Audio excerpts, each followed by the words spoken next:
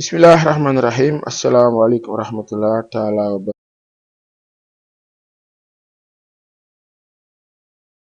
Notre direct parce que dafa daggoon léegi. Alors, on reprend. On va sur le Conseil des ministres.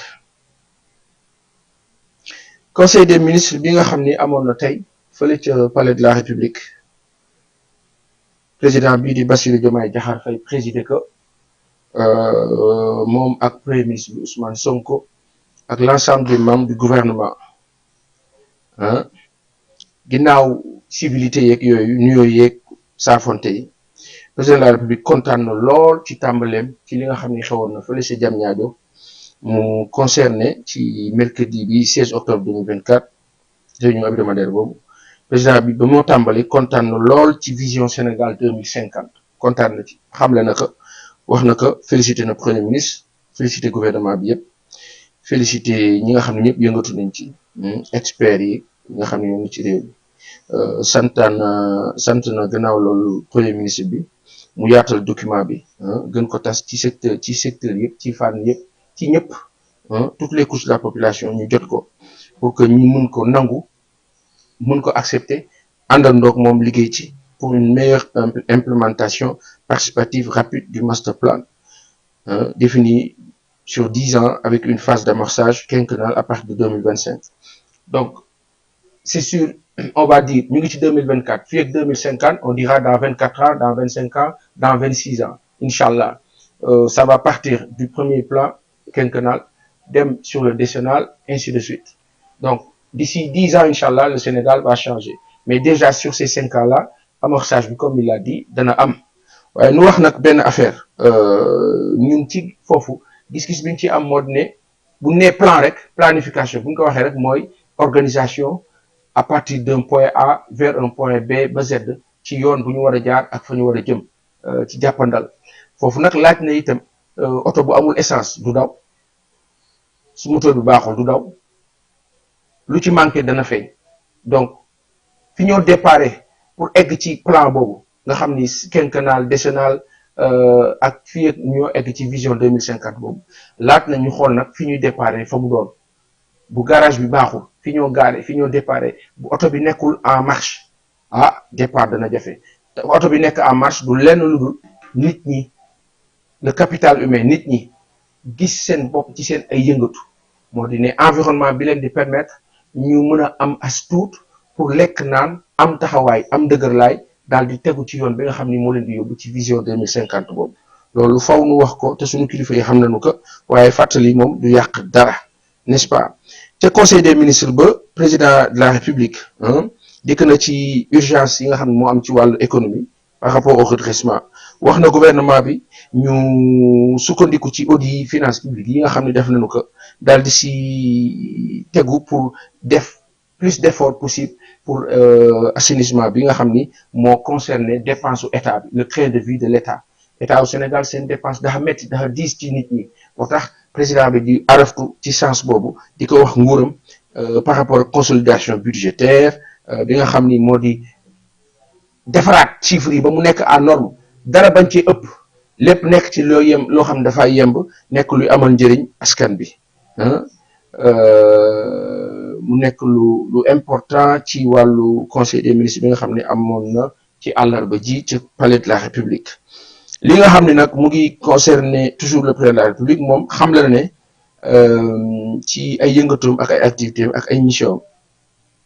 lépp luy méthode ak mode d'intervention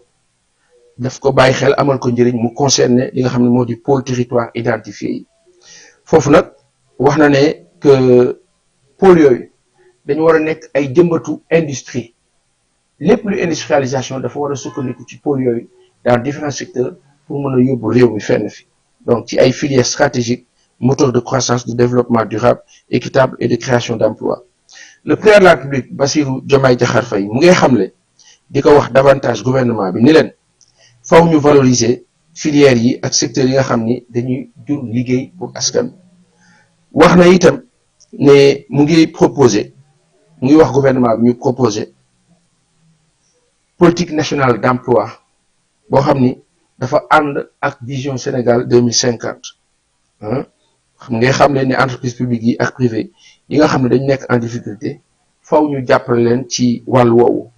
toujours ci perspective boobu ci dynamique boobu de changement de paradigme dans la gouvernance publique le chef de l'État a appelé à une responsabilisation plus soutenue du secteur privé national. Secteur privé national, c'est le monde informel, c'est le monde des affaires, c'est le monde de l'entrepreneuriat, l'entrepreneurship. Des PME, PMI, dañ leen war a renforcer davantage te loolu amul secret ku ko def gis ci sa bopp ku ko deful doo am dara donc président bi wax na loolu ne nañ leen gën a taxaw entreprise yi ak secteur privé bi pour que mu nekk lu profitable pour tous. Il a souligné l'impératif pour le gouvernement d'accentuer l'amélioration incitative de l'environnement des affaires. Lii rek la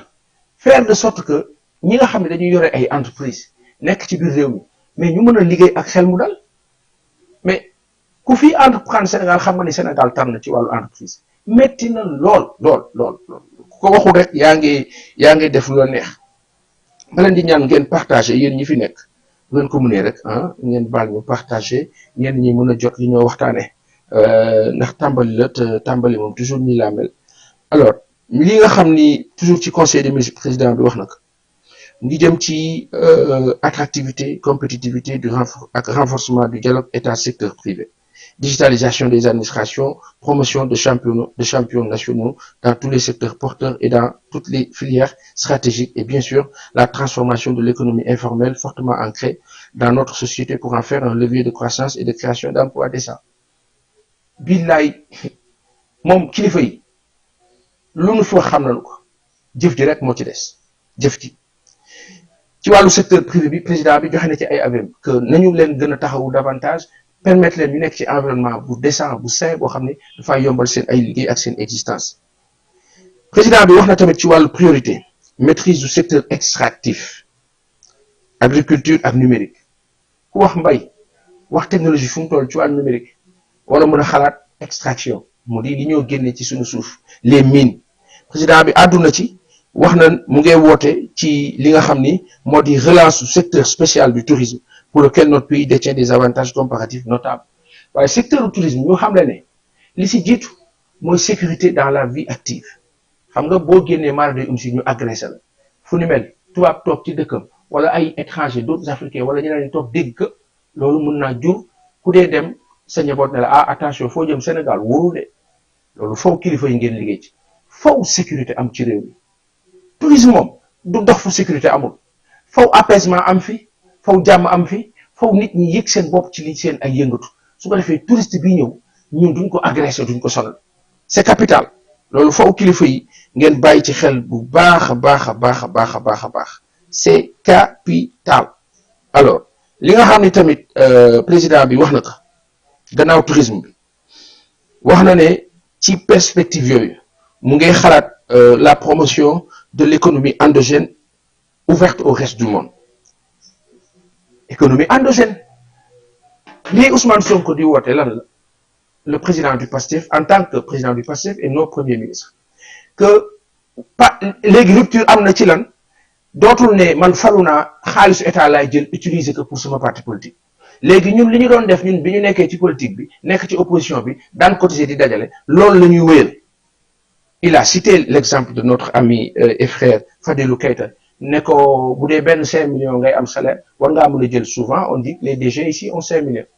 ci jamono am na ñu doon am ba 12 millions jëm kaw waaye jamono bi 5 millions rek le directeur général yi di am te mu nekk lu yem itam lu correct. Alors ci loolu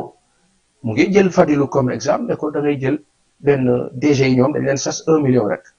ñi nga xam ne ñoo di les populations comme suñu classe gi laaj nañ leen 1000 francs bu ñuy ñëw foofu ca arena pour participer mais au-delà xër bi nga xam ne moo am au sein du PASTEF c'est sûr que y en a qui vont donner plus il y a les mécènes il y a d'autres bailleurs il y a d'autres partenaires encore que ñooñu ba ñuy am doole nekk ci opposition bi di dimbali parti bi tey parti bi nekk ci état bi ne ci prisme ak paradigme lépp lu état bi yore ci moyen duñu ko laal dañuy dem cotiser mais xanaa kon cotisation yi war naa gën a neex eh bien c'est dans cet ordre d'idée que le président de la République ci loo xam ni dafa bokk ci li nga xam ne yaakaar nañ ne moo war a mën a jëmale réew mi kanam muy xam ne l'économie endogène dafa capital et l'économie endogène moo di ñun suñu dund nous on se permet humblement de dire que Sénégal fu ñu toogee ñu naan ñu lebal nañu 30 milliards 40 milliards 50 milliards ñun Sénégalais bu ñu dajaloo génn ko et je me tue à le répéter et à le dire te lu ñu fi wax 10 kilifa yi ñu ko gën a xam milliards. L'économie endogène mooy moo di ne man am naa 100 francs yow am nga 100 francs nañ dajale moo gën man ma génn ci biti di lebi lépp boo xam ne intérêt yaak la cay tego lépp métti na ci man waaw kon ñun Sénégal nous sommes 18 millions d'habitants amaana ëpp nañ ko na 16 millions yi di cotiser 100 francs par jour ngeen xool 16 millions de Sénégalais ku ci nekk bu xëyee 100 francs par jour ñu structurer ko les préfectures les ministères les organisations ñëpp jàppati ñu récupérer 100 francs yi 16 millions de Sénégalais c'est 48 milliards le mois bu dee 15 millions de Sénégalais c'est 39 milliards le mois bu dee 15 millions de Sénégalais ñoo joxe 100 francs par jour est-ce que vous savez c'est combien? C'est 504 milliards l'année. Sur les 16 millions de Sénégalais, c'est 576 milliards l'année. Sur 2 ans, on a plus de 1000 milliards yoo xam ne dañ koy jël rek këpp ko ci mbay mi tout de suite ñu këpp ko ci mbay mi les jeunes yëpp dem leen bay ñëpp jeunes yëpp jeune bu dem bay départ am nga un fonds de départ 2 millions de francs CFA xale yi bàbbeeku kenn dootu fi nekk di Jakarta ak leneen ak leneen ñu structuré ñii des fii ñii dem ñii jàngi nangam mais c'est comme ça que ça se passe affaire bi mën na jóge si ñun moo gën FMI Banque mondiale ak toutes ces institutions di ñu bëgg a faat te ba ñu ñuy lebal ba tey depuis 1960 ñu ñuy lebal taxul ñu avancé waaw ku ñuy lebal 64 ans doo ba leb te lijjanti ko sa bopp dañu waxante dëgg Sey Aliou ñuy na ma la aw engrais baax partagé leen engrais baax Sey ñuy nañ la bu baax conseil des ministres bi c'est important nu kaa waxtaane parce que des décisions majeures dañ faa jóge muy induire ci sunu ay dund au quotidien alors président de la République donc dikk na ci économie endogène dikk na ci importance d'asseoir une politique portuaire et maritime innovante pour soutenir la modernisation et la compétitivité indispensable des ports publics port autonome de Dakar par exemple port de Ndayane mu ngi en construction port au Kaolack ak Casamance ak feneen ce sont des possibilités des opportunités pour dugal dañ fa mën a liggéey kenn xamul nu mu toll portu Dakar li mu dugal ci alal ci réew mi kenn xamul nu mu toll foofu nag dinañ wax suñu président ñu ngi kaa ñaan mook le premier ministre ak l'ensemble du gouvernement ñu xoolaat la fiscalité ak taxation bu cher bi am ci douane sénégalaise seer na metti na oto booy jënd 1,5 million ci dëkk tubaab bi indi ko fii Sénégal war a fay peut-être 2 millions de taxes ou 3 millions loolu la mu doon loolu lan la oto 5 ans yi gars yi bëgg ñu def ko 8 ans wala jëm kaw pour changer même le parc automobile au Sénégal possibilité la option la kilifa yi ngeen bàyyi xel ci loolu dimbali ñu si ndax mun naa am njëriñ ci nit ñi waaye douane bi port bi moom metti na lool réew mi nag tak buñ ko waxee mu ngi dox mais maa dina dëgër na bi Macky Sall door a ñëw dañ doon wax réew mi dafa makki bi yoon dañ naan réew mi dëgër na opposants yi di ci profiter di wax naan waaw yéen woon da ngeen jël nguur gi changer dëkk bi en 6 mois 7 mois maintenant parce que l'état des lieux est en train de se faire état des lieux bi nag c'est excellent waaye lenn rek laa xam ne buñ ko ci yokkoon dana gën a neex mbon ne nañ ko def te bañ a bloquer réew mi na état des lieux am te bu douane di bloquer bu conteneur di bloqué bu business di bloqué homme d'affaires yi di dox di circuler di jaay di jënd xaalis bi di am bu ko defee ñun ñuy téewa di en attendant ñuy egg ci vision 2050 en attendant ñuy egg ci plan quinquennal en attendant ñuy egg ci plan décennal c'est important ñu def de sorte que nit ñi mën di jënd di jaay di dem di dikk c'est important de faire de sorte que wàññi bi nga xam ne amoon na ci daara yi ñu consolider que parce que chaque jour boutiquier yi di yokk man boutique yi di yokk chaque jour seen ay njëkk laa comprendre ba tey et personne ne peut comprendre cela tous les jours boutique yi yokk dañu yor seen ay groupe WhatsApp di ci waxtaan di ci lëkkaloo ñooy bokk lépp mais c'est du jamais vu contre la population loolu kilifa yi foog ngeen taxaw ci wala boog ngeen ubbi ñu ay boutique témoin partout ñun ñuy jënd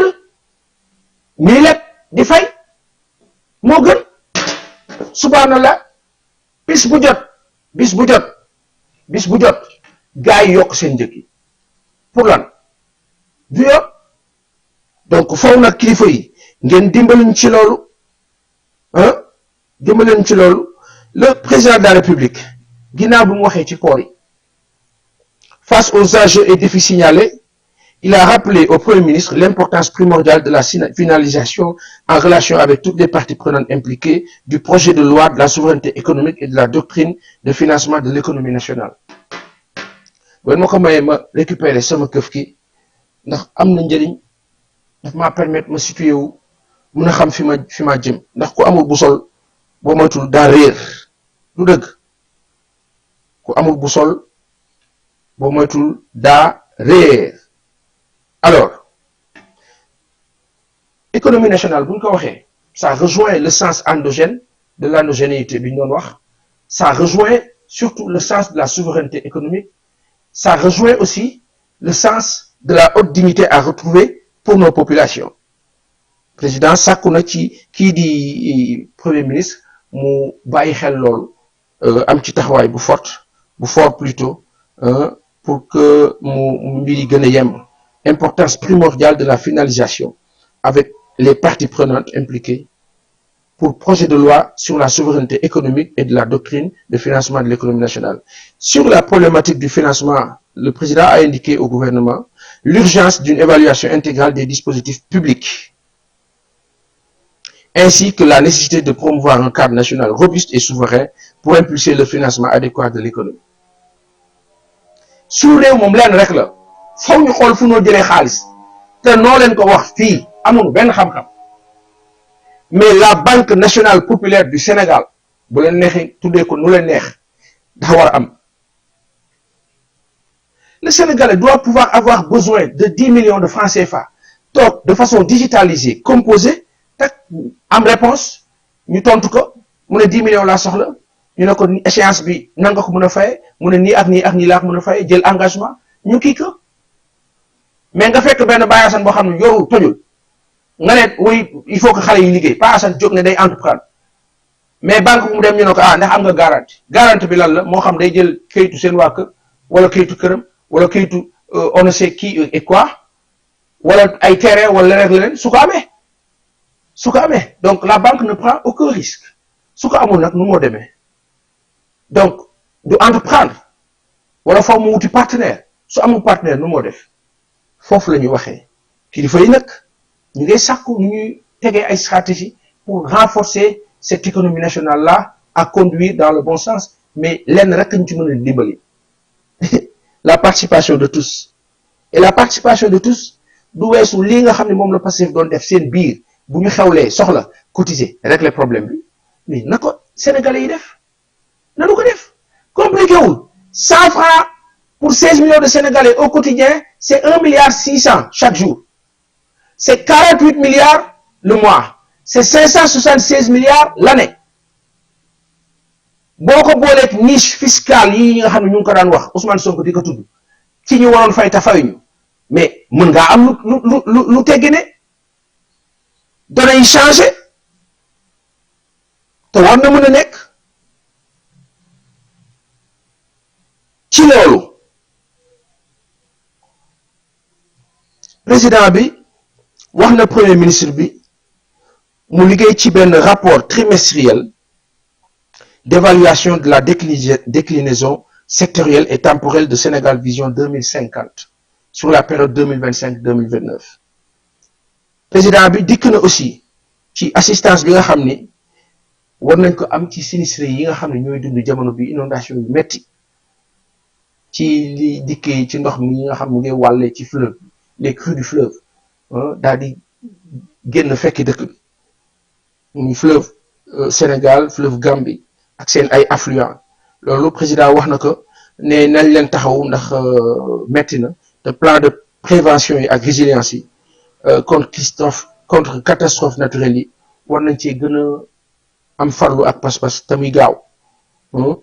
ngi mettitlu bu baax président bi li nga xam ne dal na suñu mbokk yooyu diggante Bakel yéeg Matam Podor barrage bi aussi barrage bu Manantali boobu ñuy tudd ne daal am na ci suñu benn mbokk bu tudd Abdoulaye Ba kilifa la foofu ca Bakel du ñàkk daan ci jokkoo ak moom am na lu mu ci wax di ñu ko xamal ci jafe-jafe waaye bu ma jëlee loolu jafe-jafe boobu ak zone yooyu nga xam ne ñoom ñëpp dañu am ay métti jur gi nga xam ni sànku na fa ak voilà difficulté yooyu kilifa bi wax na premier ministre bi ne nañ ci taxaw gaaw pour dimbali ñooñu alors ci dégâts yooyu nga xam ne am na fa nga xam ni mu nekk jafe-jafe lool moom di mbir yu ñu yaakaar ne ci changement climatique la jógee mais au-delà nañ xoolaat organisation yi aussi nañ xoolaat tamit ces barrages là ça et là ak OMVS lan mooy jafe-jafe bi pour que ñu mën ko saafaraal balaa muy gën a metti wax na gouvernement bi daal ñu actualiser tamit les dispositifs nationaux de protection civile adaptés ñu ñoo taxawoo nit ñi en cas de catastrophe war nañ ko xoolaat changer waat ko parce que cóol na comme on dit jaxasoo na moo tax souvent bu catastrophe amee la réaction elle est lente et plus elle est lente plus les gens souffrent à donner l'exemple du Joola nga xam ne que ay nit ñoo xam ne seen gaal këpp na 23 heures ba 18 heures la lendemain ñu naan ca la secours di door a agsi gaal yooyu nga xam ne ñoo daan nekk ci diggante yi di napp seen Gambien yeeg ñeneen ak ñeneen ak Sénégalais yi ñoo ñëw yem ci guddi gi minuit 1 heure du matin 2 heures 3 heures 4 heures du matin 2000 et quelques personnes ñàkk seen bakkan ci ñu gis ak ñu gisul ci ñu déclaré ak ñu déclaré wul ca ña ne ca kayit ak ña ca nekkul gis ngeen métti boobu ay secours yu yéex nit ñi mënuñu leen dimbali ñu ñàkk seen ay bakkan foofu la président bi di waxee et c'est important pour que ñuy urgence di ak protection civile di gën di am taxawaay. Alors il a relevé à ce titre l'urgence d'intégrer le principe directeur de la prévention des risques par un suivi systématique de la situation hydrologique nationale en relation étroite avec l'OMVS, Organisation pour la mise en valeur du fleuve Sénégal, avec l'OMVG, fleuve Gambie. Donc, le président mu ngay wax ne il faut que mu am ay plan d'aménagement yu ànd ak réalité localité yooyu ci zone fleuve bi le long des fleuves ñu mettre leen en œuvre pour plus de résilience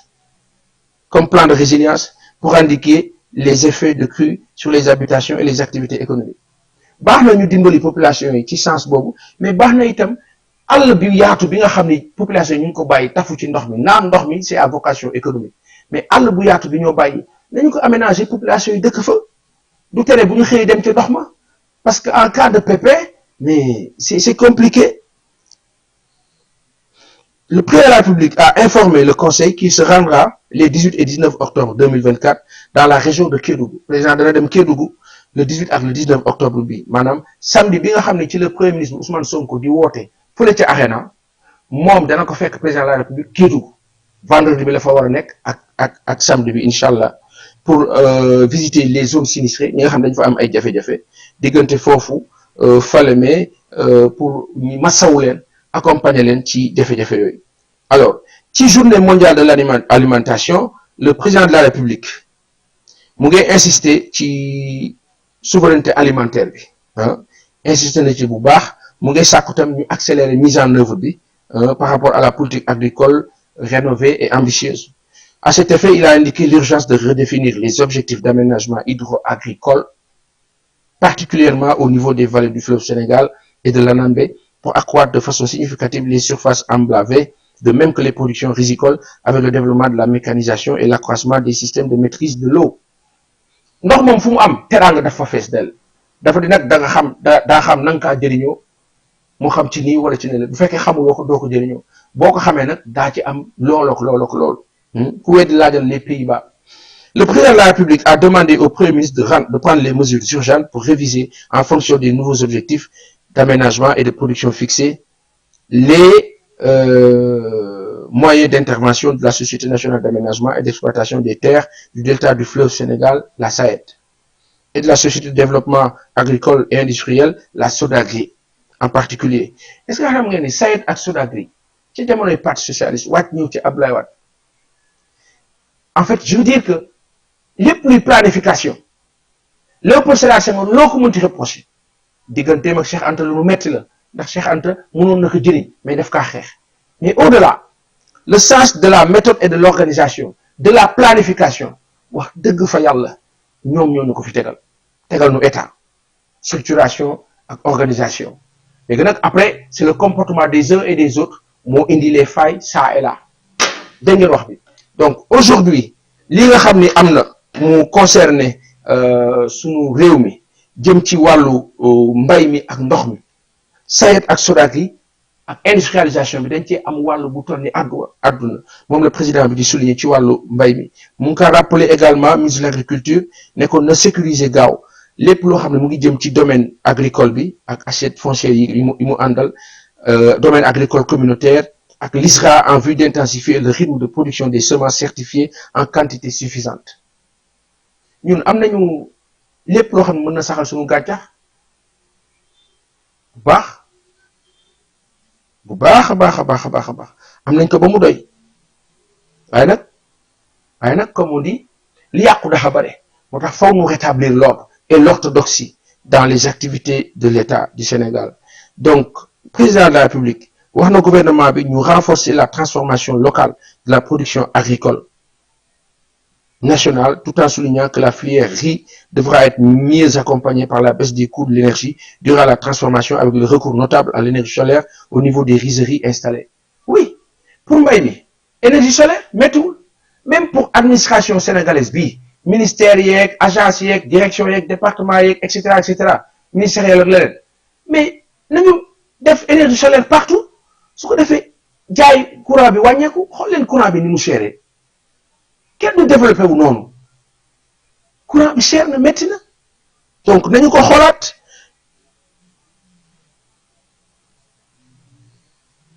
président bi donc mu ngi sàkku daal lépp loo xam ne war nañ ci taxaw mu jëm ci wàllu mbay mi surtout ñi nga xam ne ñooy bay ceeb ñu yombal leen ko transformation locale ba muy àndal ñu teg ko ci courant bu yomb boo xam ni dafay sukkandiku ci énergie solaire loolu la président bi wax. Il a invité le gouvernement à renforcer davantage le secteur des pêches président wax na gannaaw agriculture dikk na ci pêche boobu nga xam ni li moo apporté Sénégal kenn xamul lu mu toll ci jamono parti socialiste dans les années 80 jëm 90 on va dire 90 du wàcc on était à 400 milliards l'année bu pêche bi daan dugal après foras lépp yàqu na aujourd'hui la contribution significative bi nga xam ni secteur de la pêche mu ngi ko am ci alimentation population yi loolu moo motivé président mu addu ci pour ñu gën ci am taxawaay dans cet élan il a demandé au premier ministre de renforcer les ressources allouées au sous-secteur porteur de l'aquaculture afin de permettre le maillage optimal du territoire national le président sàkku na aussi ci premier ministre bi mu xalaat ci li nga xam ne mooy création à terme d'un conseil national de l'alimentation ñun lu ne la ñoo lekk ñun li Auchan yi di jaay ak hypermarché dañoo xam la mu doon dañuy bindal rek nañu lii la mais leeruñu moo tax ñu war di dundee li ñoo bay di ko transformer suñu bopp sécurité alors bu ñu jëlee ce conseil national de l'alimentation président bi wax na premier ministre bi ne ko nañ ci liggéey donc dana ci taxaw ce cadre stratégique multisectoriel permettra de mieux consolider les politiques, programmes, projets et structures concourant au renforcement des productions nationales céréalières, animales et halieutiques, mais également à la surveillance des approvisionnements, à la sécurité sanitaire des aliments et à la qualité de la consommation nationale. Sunu dundu li ñoo lekk ak li ñoo naan c'est capital et décisif. Alors président bi laata moo jeexal félicité na équipe nationale de football ci qualification bi nga xam ne am nañ ko pour Maroc 2025 kontaan na ci lool kii di premier ministre bi gannaaw bi président de la République waxe moom le premier ministre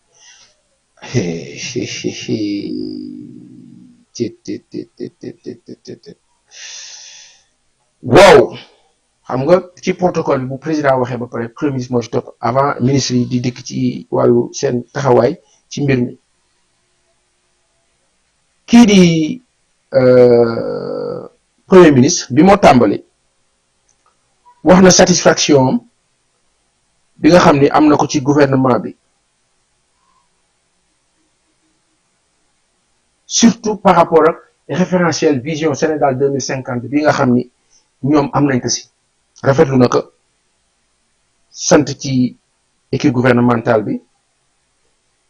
daal di remercier président de la République di xamle ne diir bu yaatu lañ jël ci liggéey lu nu mel de façon inclusive mu boole ci félicitations yi ay experts sénégalais yoo xam ni ci administration publique bi la ñu nekk ak collectivité territoriale yi ak secteur privé bi ak société civile ñoom ñoo liggéey lu ñu mel ça fait plaisir. Pour atteindre les objectifs de la vision d'un Sénégal souverain, juste et prospère, et en premier lieu sa déclinaison en un plan quinquennal 2025-2029, le Premier ministre a demandé au ministre de prendre résolument en charge 4 principaux défis. Li Ousmane Sonko en tant que Premier ministre sàkku ci ay ministres xam nga lu mu doon appropriation du référentiel au sein des différents départements ministériels maanaam ku ci nekk sa département bi nga diriger ñi fay liggéey ñëpp te nekk fa sukkandiku ci référentiel boobu. Mise en œuvre du plan quinquennal 2025-2029, notamment la déclinaison des objectifs stratégiques en objectifs opérationnels, programmes et projets assortis de plans de performance annuels et d'indicateurs appropriés. La gestion au niveau des départements ministériels de la transversalité des programmes et projets grâce à la définition d'une cartographie précise des processus types d'une administration publique moderne. Le renforcement des capacités des ministères en matière de conduite de plans stratégiques. Premier ministre lii la sàkku ci nombre de points 4 yoo xam ne mu ngi kaa sàkku ci administration publique bi vis-à-vis de ka ci nekk fa nga nekk mu di sa département ministériel. Beneen point bi nga xam ne moo concerné premier ministre ci communication ci conseil des ministres bi mu ngi nekk compte rendu bi nga xam ne defal na ko président de la république ci exécution directive boobu nga xam ni mu ngi concerné woon accompagnement wu retour des déplacés de la Casamance pour leur réinstallation adéquate maanaam xeexu Casamance bi mu amee ñi nga xam dañu dawoon ñëpp ñi nga xam dañ cee loru woon am fu ñu dem làqu et cetera li leen di indiwaat pour ñu ñibbisi taxawaay ba ca war moom le premier ministre di rendre compte ki nga xam ni moo di président de la république ci santaane bu mu ko santoon ca conseil interministériel ba bi nga xam ne amoon na le 8 octobre li nga xam ni moom lañ ci jële moo di un plan Diomaye pour la Casamance waxtaan nañ ci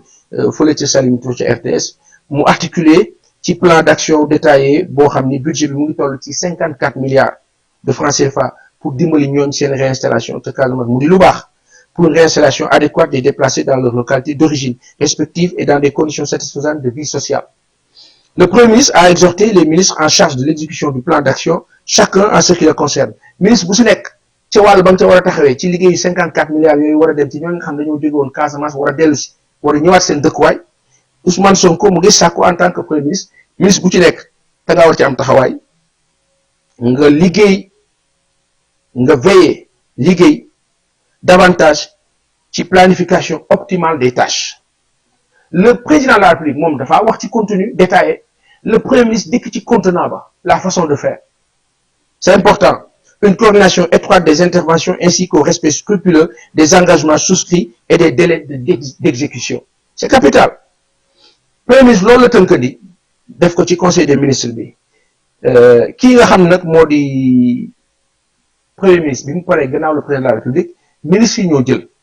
donc au titre des communications des ministre bi yore wàllu intérieur ak sécurité publique dikk na ci inondation yi